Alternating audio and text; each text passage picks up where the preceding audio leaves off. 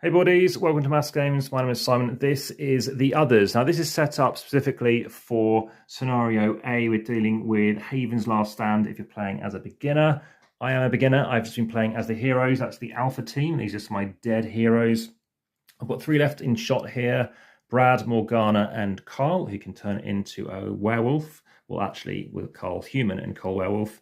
And yes, you're going to be playing as 3 characters. You're going to have a team of 7, and you're trying to defeat the Sins. And in this case, we're specifically playing against Sloth, which has got an avatar here looking like this. And you've got various other things such as acolytes, and you've got hobos, so also playing with the corrupted hobos. There's various other things you can play against, as well as these abominations. So what you're trying to do with this is various different scenarios. In this particular scenario we have over here, we're trying to gear up, so trying to get equipment, the top of the board up here. And then in this case, I went to clear the abominations, which is 3, basically, because I have 3 heroes in the game. Or I could have tried to have cleared the hive, which is revealing 3 of these pentagrams. So the game is going to start off with these fire tokens. If you land in a space, including also a pentagram or a corruption token, which looks like this, then you need to roll a die, and if you get a symbol such as for corruption, you are increasing on your track one of these corruption symbols on here. They all start at 0, and when it's your turn to fight, which I'll talk about in a second, it can be good, because if you increase it, you can also roll an extra die. Normally, you can only roll, for example, 3, or if you're trying to find something or trying to remove one of these tokens, you're using this bottom thing here, which is rolling 2.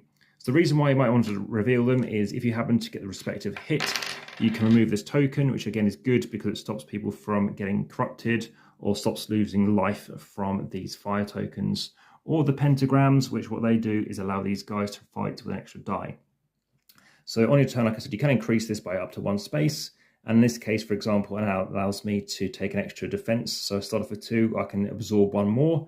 This one gets me a guaranteed hit. This one gives me an extra die. Up here, guaranteed 2 extra hits, and everything else will hit as well. So that's 3 total hits. And this one would get me a total of 4 hits. It lets me do a guaranteed search, which is good for getting rid of these tokens.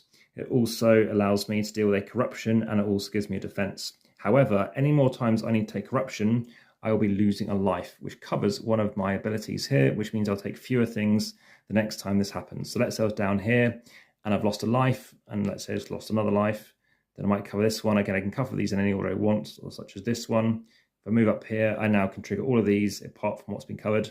Lose 5 life though, and this character's gone. They are going to drop all of any equipment you might have picked up, which goes out to the side of the board here, and you need to bring a new character in. You've only got a total of 7 characters, so as soon as you've got the last 3 and one goes, the game will end and you'll lose.